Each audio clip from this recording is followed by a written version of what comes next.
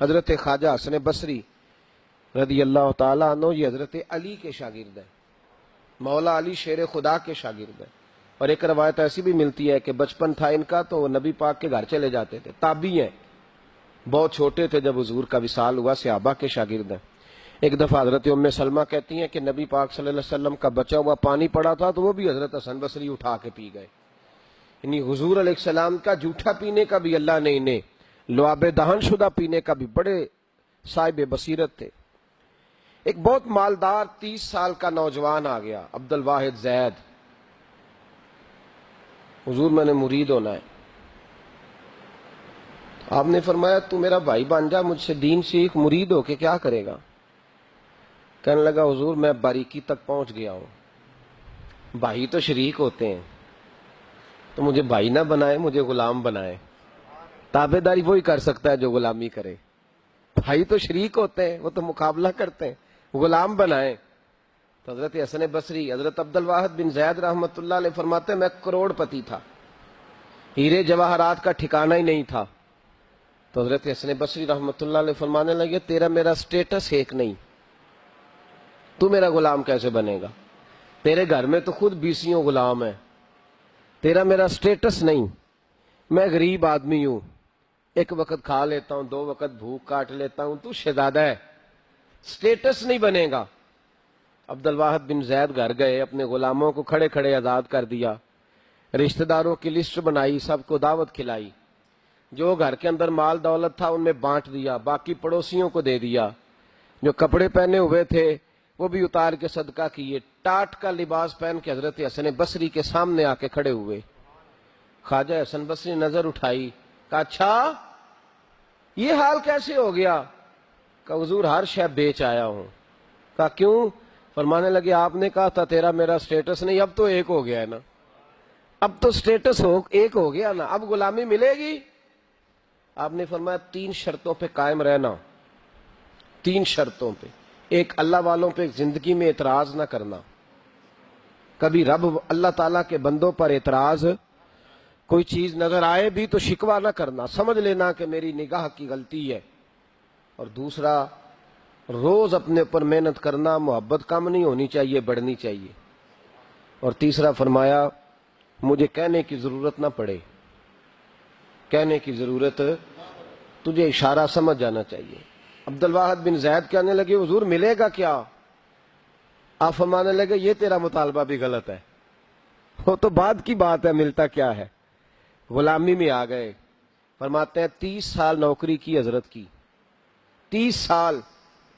لوگ کہنے لگے بابا پھر ملا کیا؟ فرمانے لگے تم نے بھی مطالبہ غلط کیا ہے، یہی تو میں کر بیٹھا تھا۔ کہا ملا کیا؟ آپ فرمانے لگے میرا اس وقت حال یہ ہے کہ لوگ دعا کر کے رب سے لیتے ہیں، میں دعا نہیں کرتا، ابھی میں سوچتا بھی پورا نہیں، میرا رب وہ چیز پہلے مجھے عطا فرما دیتا ہے۔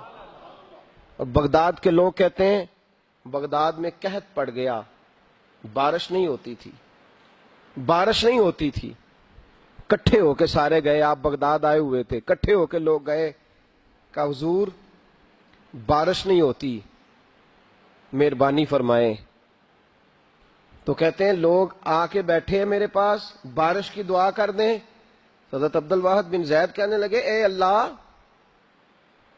تجھے پتہ ہے یہ میرے دروازے تک آگے پہنچ گئے، ابھی تک بارش نہیں آئی، اور لفظ پتہ کیا ہے؟ کہنے لگے تجھے واسطہ میری اس عقیدت کا جو مجھے حضرت حسن بصری کے ساتھ ہے، اس عقیدت کا واسطہ، مجھے رسوا نہ کر۔ انہیں بھیجا کیوں تھا اگر برسانی نہیں تھی؟ دعا دیکھیں، محبت کے رنگ میں دعا ہو رہی ہے، واسطہ بھی محبت کا دیا جا رہا ہے۔ بغداد کے لوگ کہتے ہیں بس حضرت کے جملے بھی پورے نہیں ہوئے، رب کریم نے بارش عطا فرما دی، جملے بھی پورے نہیں ہوئے، اللہ نے بارش دے دی۔ محبت، پیار۔ میں نے ایک دفعہ ایک بات کہی تھی دوستوں کو، شاید یاد ہو، میں نے کہا تھا کہ زیارت جو ہوتی ہے نا وہ عبادت سے افضل ہوتی ہے، زیارت عبادت سے افضل ہوتی ہے بعض معنی میں۔ بعض لوگ کہتے ہیں نا جی میں زیارت کرنے جا رہا ہوں، تو لوگ اس پہ بھی شکوہ کرتے ہیں، کہتے ہیں دیکھو جی ان کو کام ہی کوئی نہیں، اسی چکر میں پڑے رہتے ہیں۔ سال میں ایک دفعہ حج ہوتا ہے، اور میرے نبی پاک علیہ السلام نے فرمایا تو خوش ہو کے محبت سے ماں باپ کا چہرہ دیکھ، اللہ کامل حج کا ثواب عطا کرے گا۔ یا رسول اللہ اگر 100 دفعہ دیکھوں تو فرمایا 100 دفعہ حج کا ثواب۔ تو سال کے بعد حج ہو تو اگر دن میں 100 دفعہ ہو جائے تو زیارت افضل ہوئی کہ عبادت افضل ہوئی؟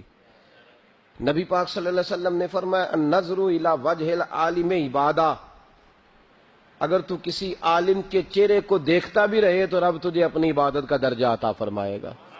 تو کر تو آپ زیارت رہے ہیں، ثواب کس بات کا مل رہا ہے؟ اس پر میں نے دلائل دیے تھے، وہ کسی جگہ ریکارڈ بھی ہوں گے۔ تو یاد رکھ لیں، محبت میں کمزوری نہیں ہونی چاہیے۔ محبت جس کی کمزور ہو گئی ختم ہو گیا۔ ایک منٹ کے لیے بھی اپنے اوپر یہ یاد رکھیں، وہ کہا تھا حضرت سلطان بہو نے، جو دم غافل سو دم کافر۔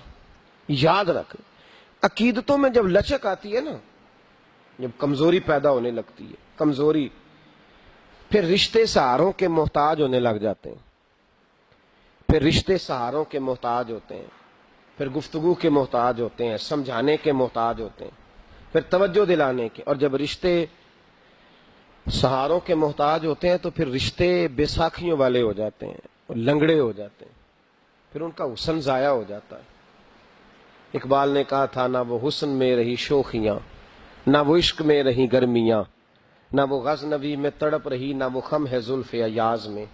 وہ کیفیت نہیں رہتی، جس کو کہنا پڑا، بتانا پڑا، سمجھانا پڑا، اس نے تو بیساکھی مانگی ہے۔ بیساکھیاں نہ مانگیں، اپنی محبت کو دوام دیں، روز نئے سے نیا زاویہ۔ کسی نے حضرت ابوبکر صدیق رضی اللہ تعالیٰ عنہ کے بارے میں بڑا خوبصورت جملہ لکھا ہے۔ انہوں نے لکھا ہے قریب رہنے والے کی محبت کم ہوتی ہے۔ یار کتنا بندہ قریب رہ سکتا ہے، حد ہوتی ہے نا۔ کہنے لگے یہ عجیب شخص ہے، ہمیں عجیب نسخہ بتا گیا ہے۔ کہتے ہیں قریب رہنے سے محبت کم نہیں ہوتی، بلکہ محبت تو تب بڑھتی ہے کہ بندہ قبر میں بھی ساتھ اکٹھا ہو جائے۔ وہ جاتی دفعہ مزار کا بھی ساتھ لے گئے۔ وہ کچا رنگ للاری والا جڑا چڑھدا لیندا رہندا، عشق تیرے دا رنگ محمد چڑھ جائے پھر نہیں لیندا۔